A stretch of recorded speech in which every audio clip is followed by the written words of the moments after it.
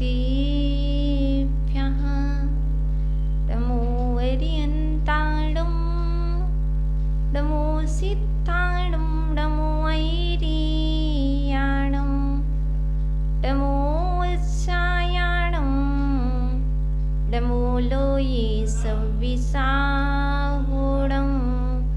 दिवादिदिविकल्पितमतीतं कर्यादिनाथि भगवान की 24 तीर्थंकर भगवान की प्रातः स्मरणे सारस्वत कवि नैतिक कोटि मम गुरुवर्याचार्य वन श्री विभो सागर जी महामुनिराज की।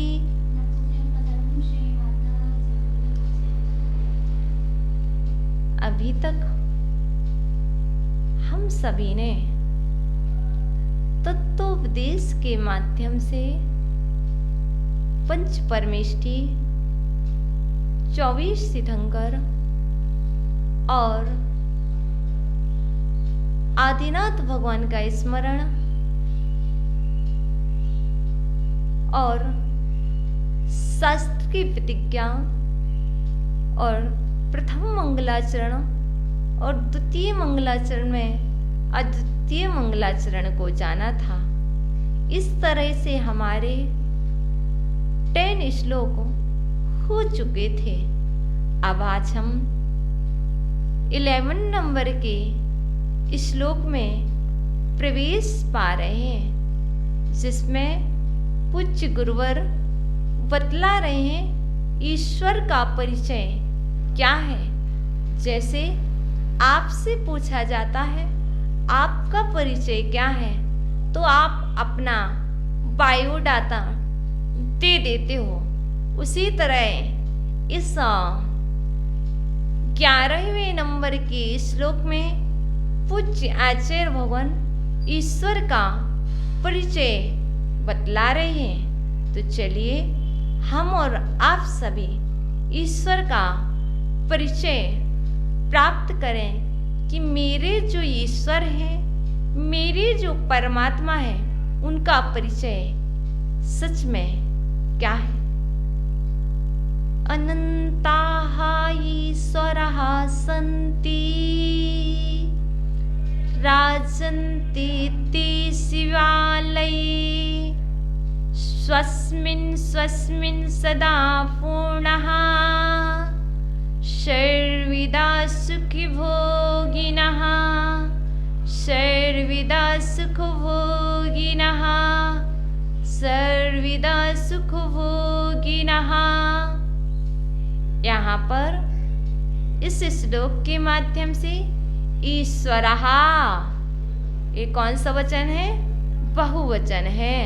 जैसे रामा रामः रामा रामः, ऐसे ईश्वरः। ईश्वर कौन सा वचन है? प्रथम विभक्ति का बहुवचन है। तो ईश्वरः अनन्तः अनन्ताः, ईश्वरः अनन्ताः सन्ति। ईश्वर कितने हैं? ईश्वर अनंत है ना। ईश्वरः अनन्तः सन्ति, ईश्वर अनंत है। ते कहाँ है? ते मिस बे शिवालय। शिव मिस कौन सा? मोक्ष। आलय मिस आलय। शिवालय राजन्ते, राजते हैं अर्थात रहते हैं या विराजते हैं। ईश्वर अनंत हैं, ते शिवालय राजन्ते, वे मोक्ष पद अर्थात सिद्धालय में विराजते हैं, वह सिद्धालय में रहते हैं। ईश्वर कितने हैं? एक हैं कि दो? अनंत हैं। वह कहाँ रहते हैं?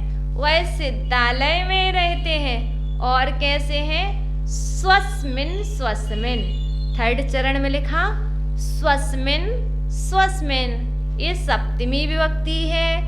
अपने अपने स्वभाव में, स्वस्मिन् स्वस्मिन्, अपने अपने स्वभाव में सदा पूर्णः, सदा परिपूर्ण है। वे कैसे हैं? वे जो ईश्वर है वे कैसे हैं? अपने अपने स्वभाव में सदा पूर्ण है। और क्या है? सर्वदा मीन्स हमेशा, सुख भोगिनः, अनंत सुख के भोगी हैं। कितना सुख है उनके पास? इतना कि इतना। अनंत सुख के भोगी यदि कोई है तो कौन है? ईश्वर है। यदि ईश्वर रहते हैं कहीं तो कहाँ रहते हैं? सिद्धालय में रहते। तो इस श्लोक के माध्यम से ईश्वर का परिचय दिया है पूज्य गुरुवर ने। क्या? ईश्वराः अनंताः सन्ति, ईश्वर अनंत है। ते शिवालये राजन्ते, वे मोक्ष पद अर्थात सिद्धालय में विराजमान रहते हैं। स्वस्मिन् स्वस्मिन् सदा पूर्णा, और वे अपने अपने स्वभाव में सदा परिपूर्ण हैं। सर्वदा सुख भोगिना, हमेशा अनंत सुख के भोगी हैं। तो यहाँ पर भावार्थ के माध्यम से क्या कह रहे हैं? ईश्वर संख्या की अपेक्षा अनंत है। ईश्वर संख्या की अपेक्षा अनंत है। और गुण सभी में कैसे? एक समान है। ईश्वर यहाँ पर का ईश्वर अनंत है। तो यहाँ पर क्या कह रहे हैं? इसका अर्थ भावार्थ में समझना। ईश्वर संख्या की अपेक्षा अनंत है, गुण सभी के एक समान है।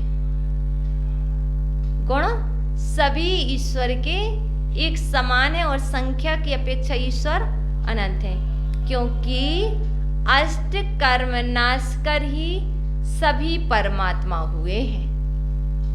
वे परमात्मा सिद्धालय में शोभायमान है और अपने अपने स्वभाव में सदा स्वयं पूर्ण है।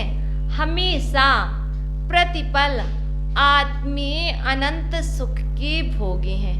कौन सा सुख भोगते हैं ईश्वर? आत्मीय सुख भोगते हो। इसलिए यदि आत्मीय सुख भोगना है तो क्या करो? ईश्वर का परिचय पाओ। अब हम आगे 12वें श्लोक में प्रवेश पा रहे हैं, जिसमें आचार्य भगवान रिद्धि, सिद्धि और विसिद्धि का मंत्र बतला रहे हैं। हम कहते हैं रिद्धि कहाँ से आएगी, सिद्धि कैसे होगी और मेरे जीवन में विशुद्धि कैसी उत्पन्न होगी। तो इस विषय को प्रतिपादित करते हुए पूज्य गुरुवर 12वें श्लोक में यह बतला रहे हैं। तो चलिए हम सभी उच्चारण करें। ओम अस्याहुषा मंत्रम यो जपति सुमान्यवः रिद्धिर्सिद्धिर्विशुद्धिर्च भवति तस्य जीवने, भवति तस्य जीवने, भवति तस्य जीवने। ओम। ओम ये क्या है? अव्यय है, अर्थात ओम में पंच परमेष्टि समाहित है। आ मिस अरहंत, सा सिद्ध। तो इसके लिए क्या बतला रहे? ओम का करो मंत्र या बतला रहे। दूसरा मंत्र बतला रहे ओम एक। दूसरा असि आउषा नमः, अर्थात पंच परमेष्टि का वाचक ओम, आस अरहंत, सी से सिद्ध, आ से आचार्य, उ से उपाध्याय, सा से साधु, नमः नमस्कार हो। जब पूरा नहीं बोल पाते तो इस मंत्र को बोलो। ओम असि आउषा नमः। मंत्रम, मंत्र को यहाँ जो यो लिखा ना, यहाँ पर क्या हो जाएगा? यह जो सुमानवः, सुमिस उत्तम, मानवा मिस मनुष्य, जपति जपता है। यह यो जपति सुमानवः, यो सुमानवः जपति, जो उत्तम मानव इस मंत्र को जपता है, तस्य उसके जीवने, कहाँ लिखा है? तस्य जीवने, चतुर्थ चरण में अंतिम में लिखना तस्य जीवने सप्तमी विभक्ति, उसके जीवन में रिद्धि भवति, रिद्धि होती है, सिद्धि भवति, सिद्धि होती है, चामीस और विशुद्धि भवति, विशुद्धि होती है।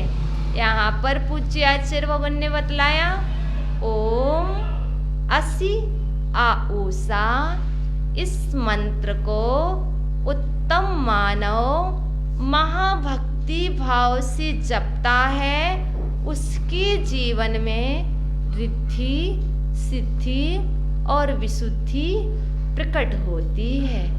इस तरह से हमने 12 श्लोकों को देखा। ओम नमः।